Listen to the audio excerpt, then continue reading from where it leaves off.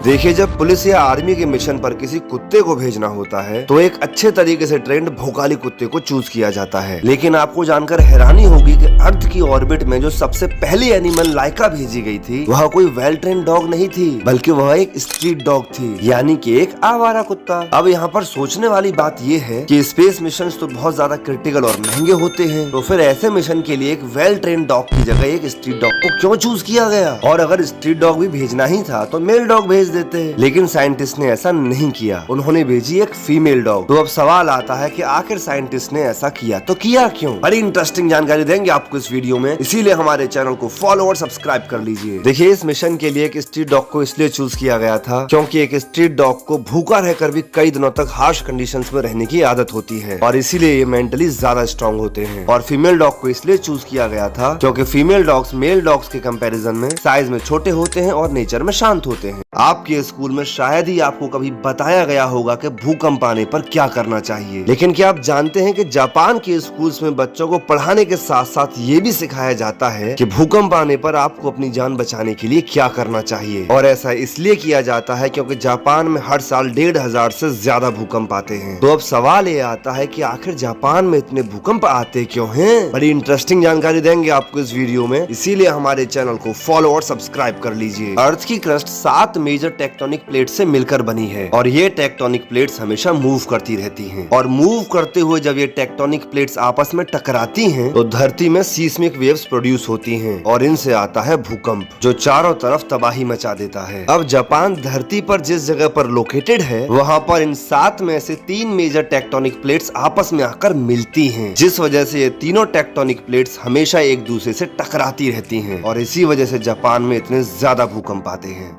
गर्मी के मौसम में प्यास तो बहुत ही लगती है और पानी पीने के लिए हम लोग या तो तांबे का बर्तन इस्तेमाल करते हैं, या तो मिट्टी के गिलास इस्तेमाल करते हैं, या फिर शीशे या स्टील के गिलास इस्तेमाल करते हैं। तो ऐसे में आपको कौन सा गिलास इस्तेमाल करना चाहिए? अरे यार शिक्षा भैया, खाली मिट्टी वाला इस्तेमाल कर लो बस, बाकी सब तो फालतू है। नहीं धनिया, कोई भी फालतू की बात नहीं है। हर गिलास का क्या उपयोग होता है बताते हैं। देखिए, जिस तरीके से शरीर को दूसरे पोषक तत्वों की जरूरत होती है, ठीक उसी तरीके से शरीर के लिए तांबा भी जरूरी होता है। कॉपर इंसान के शरीर के इम्यूनिटी सिस्टम को मजबूत करता है और साथ ही ब्रेन को अच्छे से फंक्शन करने के लिए हेल्प करता है। अगर बात की जाए मिट्टी के बर्तन की, तो पानी और मिट्टी का बरसों पुराना संबंध है। मिट्टी के बर्तन में पानी रखने से पानी के अंदर कैल्शियम, पोटेशियम और मैग्नीशियम की मात्रा बढ़ जाती है, पर तांबा और मिट्टी दोनों ही हाईली रिएक्ट करते हैं पानी से, इसीलिए गर्म या गुनगुना पानी इन बर्तनों में नहीं पीना चाहिए। और क्योंकि स्टील और कांच के गिलास लेस रिएक्टिव होते हैं, इसीलिए किसी भी तरीके का गर्म पानी, कोई भी जूस या फिर माहौल बनाने वाले लिक्विड्स आपको स्टील या कांच के गिलास में पीने चाहिए।